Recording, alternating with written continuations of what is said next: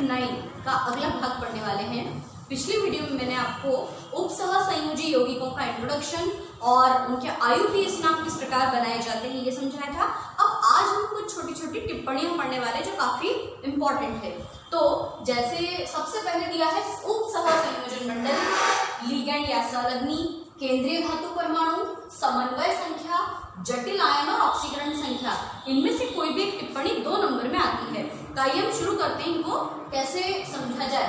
तो कोई भी टिप्पणी यदि आपको समझनी है तो हमें सबसे पहले कोई भी एक पर्टिकुलर फॉर्मूला लिखना होगा। उपसह संयोजी यौगिक का कोई भी उदाहरण हम ले सकते हैं। मैंने एक कॉमन एग्जांपल यूज किया है क्योंकि बहुत ज्यादा फेमस है, बहुत ज्यादा एग्जाम में पूछा जाता है। आप सभी नाम जान गए होंगे, पोटेशियम हेक्सासाइनोफेरिक। अब ये हमारे सामने एक उपसह संयोजी यौगिक लिखा हुआ है।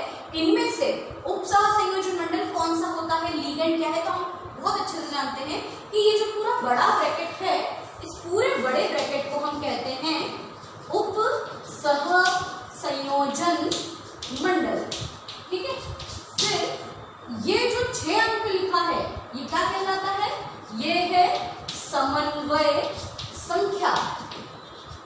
इसके पश्चात ये जो छोटे ब्रैकेट में लिखा है इसको हम कहते हैं लिगैंड। लिगैंड या फिर हिंदी में इसको कहा जाए संलग्नी।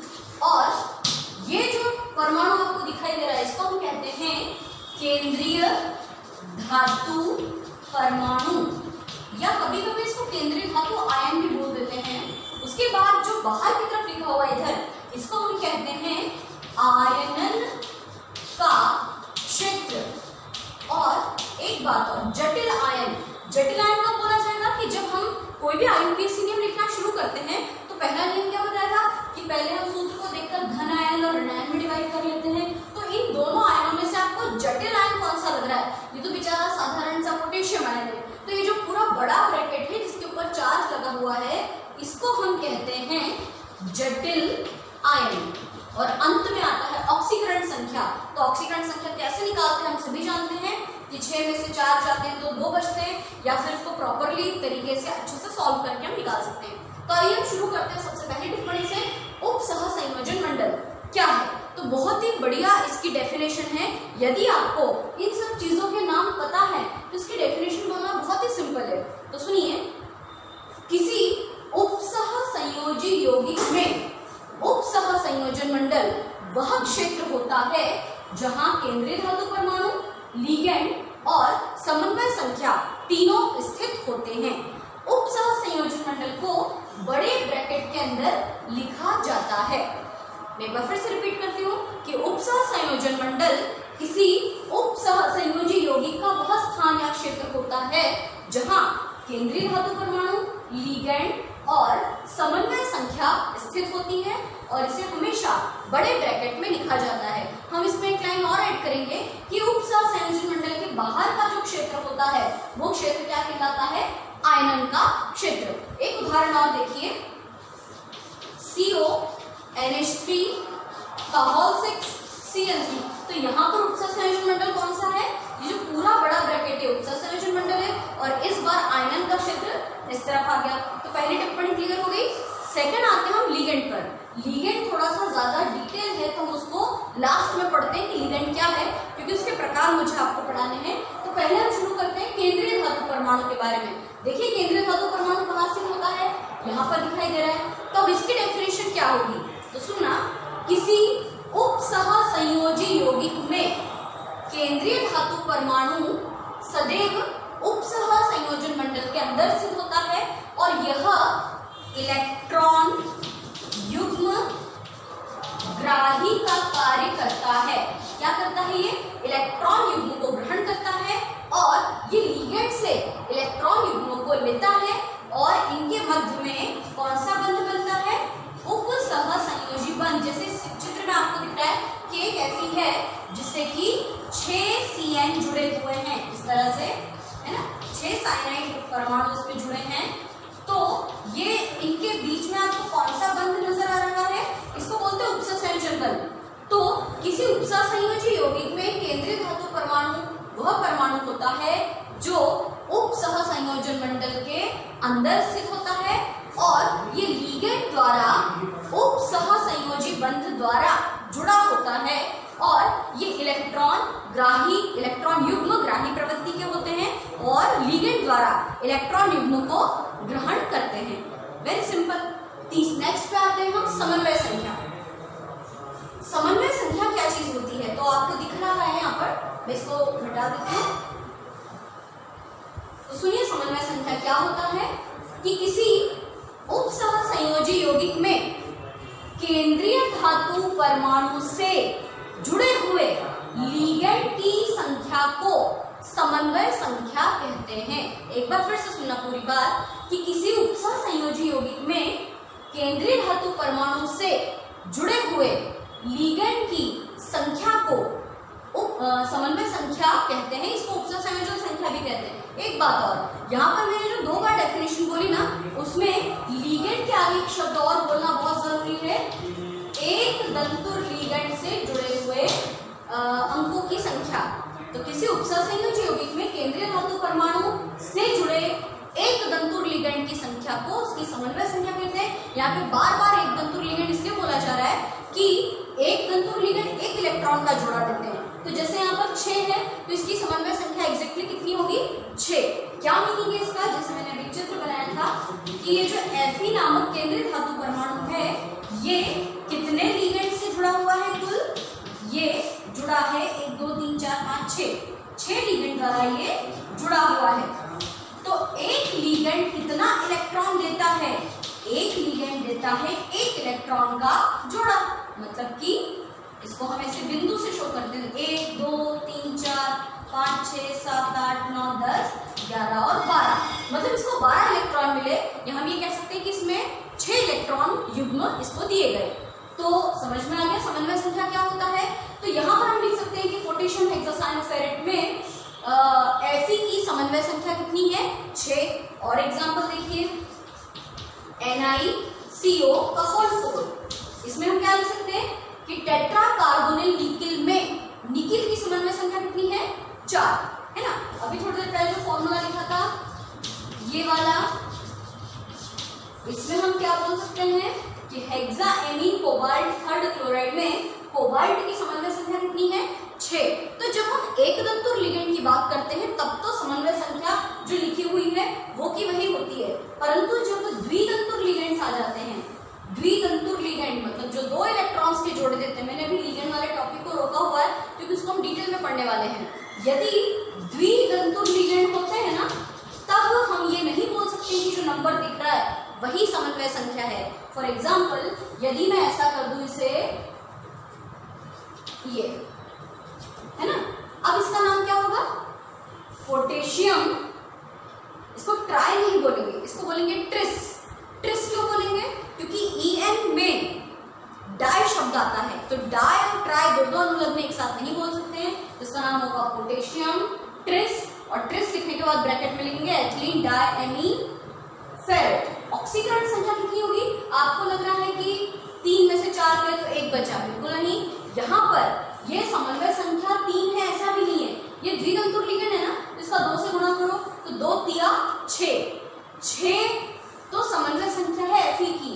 और ऑक्सीकरण संख्या कितनी है कि 6 में से 4 गए तो 2 बचे। आया समझ में कि ये जो एथिलीन डायमीन है ये द्विदंतुर लिगेंड होता है। तो इसलिए जब हम समन्वय संख्या की डेफिनेशन बोलेंगे तो हमको एक दंतुर बोलना बहुत जरूरी है। चलिए आगे बढ़ते हैं। जटिल आयन क्या होता है, तो बहुत सिंपल है कि जब भी हम कोई ऐसा उपसहसंयोजी यौगिक लिखते हैं तो उपसहसंयोजी यौगिकों का हम आयन करते हैं, आयरन किया जाता है, इस पे प्लस चार्ज उस पे माइनस चार्ज।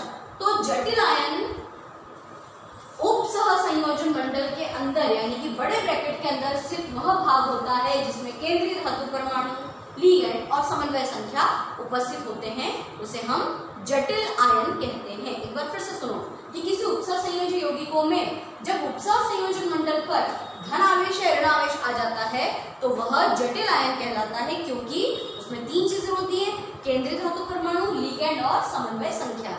और अंत में आता है ऑक्सीकरण संख्या। तो ये तो आप लोगों को बहुत अच्छे से निकालना आती है। ऑक्सीकरण संख्या क्या चीज है कि किसी उपसहसंयोजी यौगिक में केंद्रीय धातु परमाणु में उपस्थित संयोजकता को उसकी ऑक्सीकरण संख्या कहते हैं। या हम ये भी कह सकते हैं कि किसी उपसर संयोजन मंडल में केंद्रीय धातु परमाणु की जो संख्या होती है वो ऑक्सीकरण संख्या कहलाती है।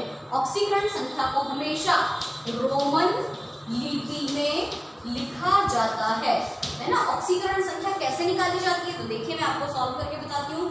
पोटेशियम की ऑक्सीकरण संख्या +1, Fe की केंद्रीय धातु परमाणु की ऑक्सीकरण संख्या हमको हमेशा निकालनी होती है, चेंजेबल होती है ना। और अगला क्या है En। अब En क्या चीज है? उदासीन परमाणु है ये, है ना। तो उदासीन परमाणु होने के कारण इसकी ऑक्सीकरण संख्या क्या होगी? 0 होगी। तो हम इसको आगे जब सॉल्व करेंगे तो हम बहुत इजीली निकाल पाएंगे कि पोटेशियम की ऑक्सीकरण संख्या +1, पोटेशियम 4 बार, Fe की X और En की 0 है। 0 गुणित 3 मतलब पूरा कुल मिला के 0 हुआ। तो 4 + x = 0। या इसको हम ऐसे भी लिख सकते हैं, जब इसको इधर ले जाएंगे तो 0 = 4 - x और इसको हम यहाँ पर लेके आए तो ये हो जाएगा 4, मतलब ये प्लस का ही 4 एक तरह से देखा जाए तो 4 तो प्लस नहीं है ना। तो इसकी ऑक्सीकरण संख्या क्या होगी? +4। ये En जो है वो उदासीन लिगैंड है। इसके अलावा हम और भी कई सारे उदाहरण देख सकते हैं, जैसे कोबाल्ट, हेक्साइमीन, कोबाल्ट 3rd क्लोराइड। बार ये उदाहरण इसलिए यूज करती हूँ इन दोनों को क्योंकि ये बहुत ज्यादा यूज किए जाते हैं, बहुत ज्यादा आते हैं एग्जाम में। कोबाल्ट की ऑक्सीकरण संख्या X, NH3 की ऑक्सीकरण संख्या 0 क्योंकि उदासीन है, और Cl की ऑक्सीकरण संख्या -1। हल करें।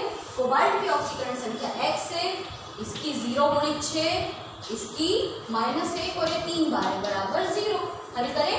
x तो 0 हो गया, -3 = 0 या x = +3। तो इस तरीके से आप लोग को आती है ऑक्सीकरण संख्या निकालना। एक बार फिर से ऑक्सीकरण संख्या की डेफिनेशन सुन लो क्या होती है कि किसी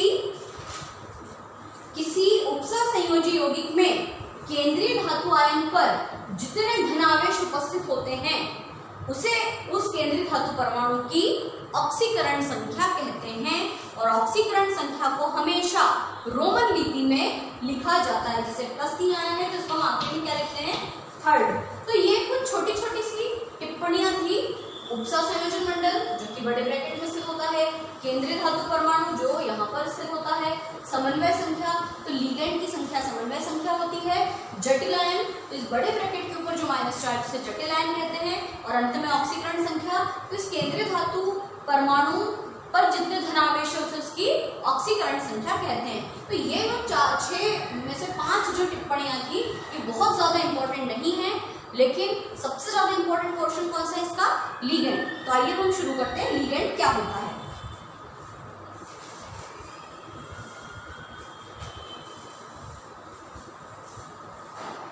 इसको हम मिटा देते हैं पूरा।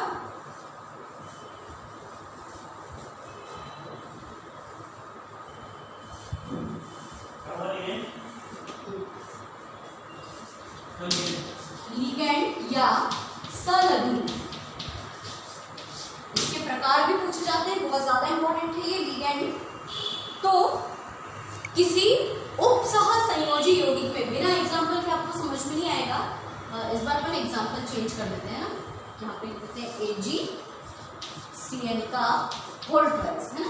बार बार पोटेशियम हेक्सासाइनोफेरेट देख देख के बोर हो गए होंगे आप, इसलिए पोटेशियम डाइसाइनोआर्जेंटेट लिख दिया मैंने। तो लिगैंड की डेफिनेशन क्या होगी कि किसी उपसह संयोजी यौगिक में केंद्रीय धातु परमाणु से जुड़े लिगैंड की संख्या तो समन्वय संख्या कहलाती है। परंतु ये लिगैंड क्या चीज होती है? तो हम इसकी डेफिनेशन कहेंगे कि किसी उपसह संयोजी यौगिक में उपसह संयोजन मंडल के अंदर उपस्थित परमाणु, अणु या आयन जो केंद्रीय धातु परमाणु को इलेक्ट्रॉन युग्म देता है उसे हम क्या कहते हैं? लिगैंड। जो इलेक्ट्रॉन का जोड़ा देता है, जो इलेक्ट्रॉन युग्म दाता की तरह काम करता है, उसको लिगैंड कहते हैं। तो ये लिगैंड जो है वो केंद्रीय धातु परमाणु को क्या देगा? इलेक्ट्रॉनों का जोड़ा। और ये इलेक्ट्रॉनों का जोड़ा जब केंद्रीय धातु परमाणु को देगा तो इन दोनों के बीच में कुछ ना कुछ बंध बनना चाहिए ना। तो सदैव याद रखना कि केंद्रीय धातु परमाणु और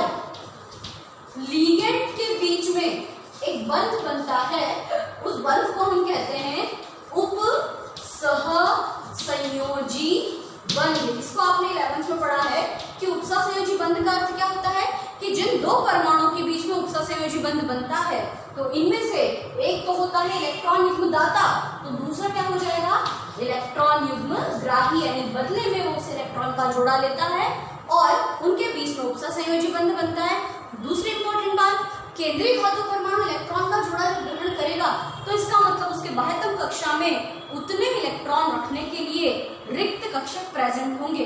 तो आपको याद हो तो हमने जब डी ब्लॉक वाला चैप्टर पढ़ा था तो उसमें एक प्रश्न था कि संक्रमण तत्व उपसंयोजी यौगिक या जटिल यौगिक या संकुल यौगिक क्यों बना पाते हैं, तो वो इसलिए बना पाते हैं कि इन डी ब्लॉक के तत्वों के बाह्यतम कोश में रिक्त डी कक्षक उपस्थित होते हैं या डी के बाद आने वाले एस और पी कक्षक खाली होते हैं, तो ये लिगेंड द्वारा प्राप्त इलेक्ट्रॉन के जोड़े को बहुत इजीली अपने पास रख लेते हैं। यहाँ पर देखिए पोटेशियम डाइसाइनोआर्जेंटेट, इसमें कितने साइनाइड है, Cn 2 बार है, तो एक Cn एक इलेक्ट्रॉन का जोड़ा दे रहा है तो 2 Cn मिलकर 2 इलेक्ट्रॉन्स के जोड़े देंगे, यानी कुल मिलाकर 4 इलेक्ट्रॉन्स। तो इसकी स्ट्रक्चर हम कैसे बना सकते हैं कि Ag और इससे जुड़े हैं 2 Cn, 2 साइनाइड परमाणु, और दोनों साइनाइड परमाणु क्या दे रहे हैं इनको इलेक्ट्रॉनों का जोड़ा। ये इस तरह से शो किया जाता है। अब आगे हम देखते हैं कि लिगेंड के प्रकार, इलेक्ट्रॉन का जोड़ा देने के आधार पर लिगेंड जो होते हैं वो कई प्रकार के होते हैं। लिगेंड के प्रकार, इस पॉइंट को बहुत अच्छे से समझना। तो इसमें सबसे पहला भाग आता है,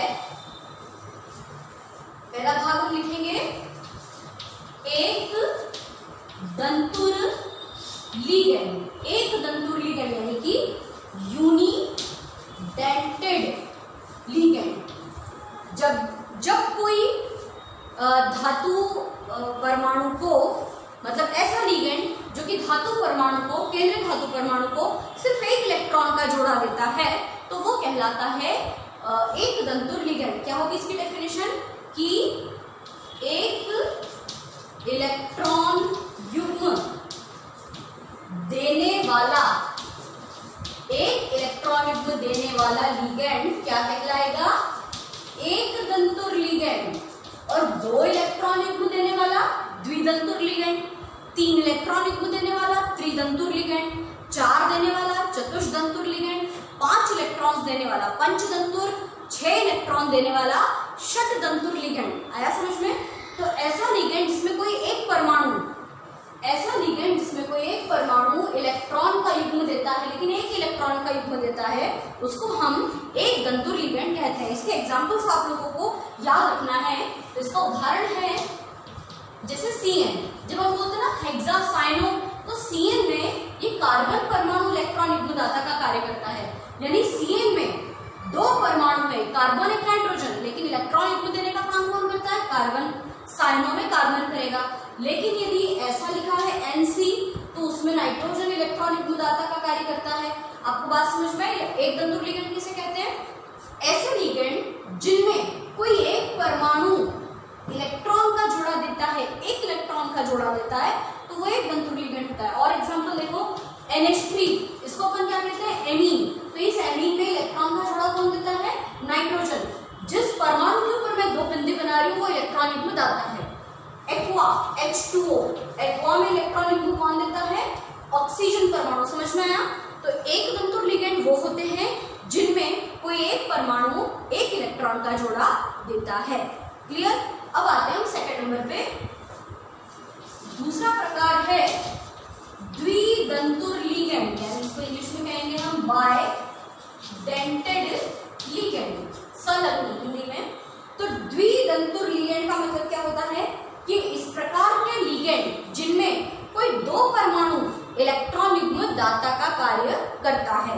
जब किसी लिगेंड में 2 परमाणु इलेक्ट्रॉन का जोड़ा देते हैं तो वो द्विदंतुर लिगेंड कहलाते हैं। जैसे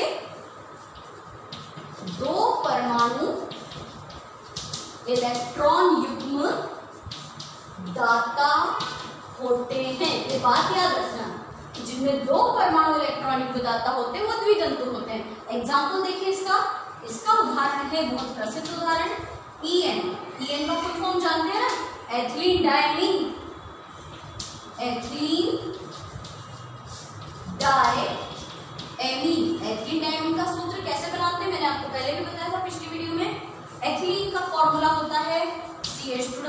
CH2 है ना, ये तो एथिलीन था। और डायएमीन, इसमें दो एमीन ग्रुप और जोड़ दो, मतलब एक NH2 जोड़ दो इधर और एक NH2 जोड़ दो इस तरफ, तो कार्बन की संयोजकता ज्यादा हो गई ना, इसलिए इसका इस बॉन्ड को हटा दो।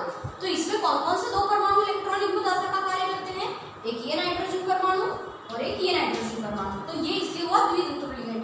इसीलिए तो जब EN एक बार होता है तो एक ही बार में वो 4 इलेक्ट्रॉन देता है, परंतु जब अपन EN का होल ट्वाइस लिख देते हैं तो इसका मतलब ये 2 दूनी 4, उसमें 2 का गुणा करना होता है, द्वितंतुर लिगेंड में 2 का गुणा कर देते हैं। और एग्जाम्पल देखो, इसके अलावा एक और होता है, दूसरा एग्जाम्पल ऑक्सीलेटो आयन।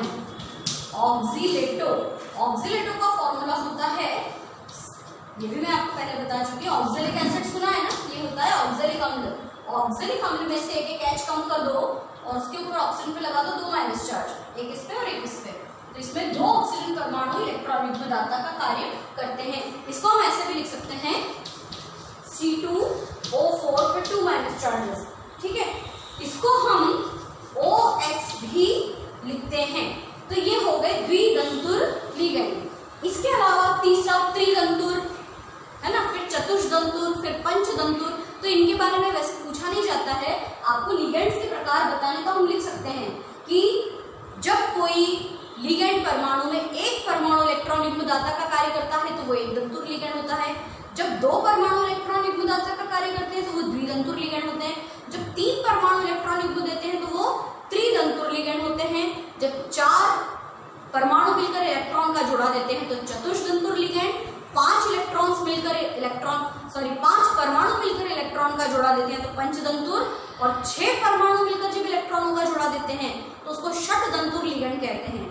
तो द्वितंतुर के बाद हम अगला पॉइंट ये लिख सकते हैं कि बहुदंतुर लिगेंड किसे कहते हैं, तो हम इसमें ये लिखेंगे कि जब किसी लिगेंड द्वारा 3, 4, 5 या 6 परमाणु मिलकर इलेक्ट्रॉन का जोड़ा देते हैं तो वो बहुतंतुर के अंतर्गत आ सकते हैं, और बहुतंतुर में सबसे ज्यादा प्रसिद्ध है षटदंतुर लिगेंड। मतलब हमको ये त्रि चतुष पंच इसको डिटेल में नहीं पढ़ना है, डायरेक्टली षटदंतुर लिगेंड के बारे में हम लोग जानते हैं। तो अब देखते हैं हम षटदंतुर लिगेंड क्या होता है। इसको अलग से भी पूछा जाता है, षटदंतुर संलग्नी या हेक्साडेंटेड लिगेंड।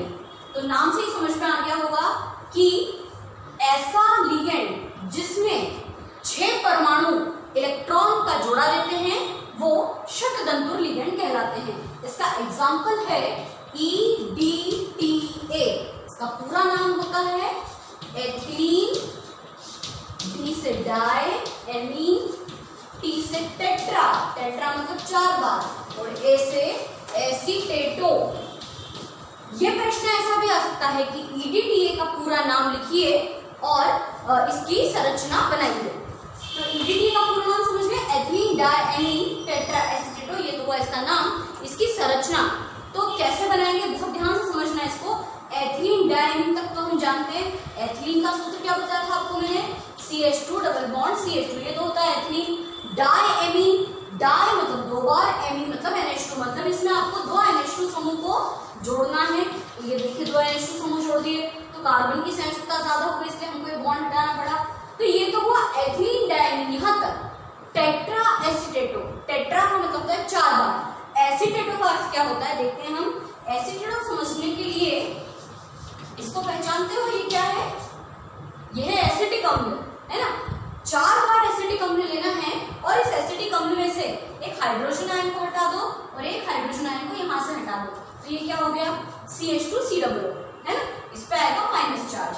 अब जब हम एसिड एक सेकेंड CH3COOH में से इसका जब आयन करते तो हाइड्रोजन पे प्लस चार्ज और एसिटेट आयन पे माइनस चार्ज आता है ना, तो इसको तो एसिटेट आयन कहते हैं। पर जब ये एसिटेट आयन यहाँ नाइट्रोजन के साथ जुड़ेगा तो इसका एक H कम होगा ना, इसलिए ये एसीटेटो आयन जो होता है वो CH2COO पे माइनस चार्ज, इसके 4 अणु हमको इस नाइट्रोजन पे जोड़ने हैं, मतलब 2 यहाँ पे और 2 यहाँ पर। तो बेचारे नाइट्रोजन की संयोजकता तो 3 होती है ना, इसलिए हमको क्या करना पड़ेगा कि यहाँ से 2 हाइड्रोजन हटाने होंगे और इन दोनों जगह पे एसिटेट आयन रखेंगे। इसी तरह से यहाँ पर भी जो NH2 है उसमें एक N रहेगा, उसमें से 2 H हटा देंगे और उन दोनों स्थानों पे किसको ऐड कर देंगे, CH2COO।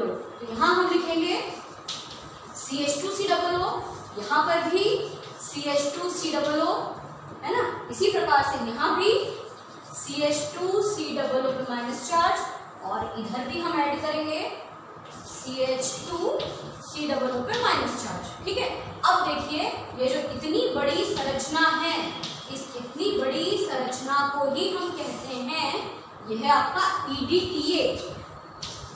2 नंबर में प्रश्न आ सकता है, EDTA का पूरा नाम लिखिए और इसकी संरचना बनाइए, है ना। तो ये हो गया आपका EDTA।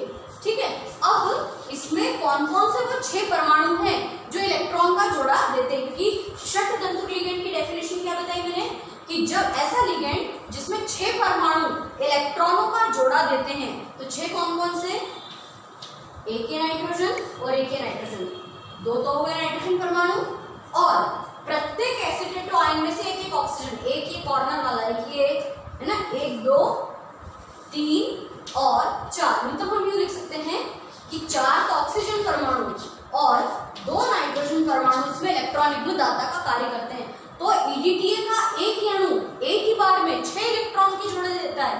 और यदि सोचो कि EDTA का होल ट्वाइस कर दिया जाए तो क्या होगा, तो 6 दूनी 12 इलेक्ट्रॉन्स के जोड़े, और 12 इलेक्ट्रॉन के जोड़े मतलब कि 24 इलेक्ट्रॉन। तो बहुत अच्छा है कि इसका होल ट्वाइस या थ्राइस नहीं होता है, ये डायरेक्टली पूछा जाता है। तो EDTA के बारे में आप अच्छी तरह से जान चुके हैं कि EDTA क्या होता है और इसकी संरचना भी बनाने को आती है। तो आपको स्पेशली लिगेंड वाला पॉइंट बहुत अच्छे से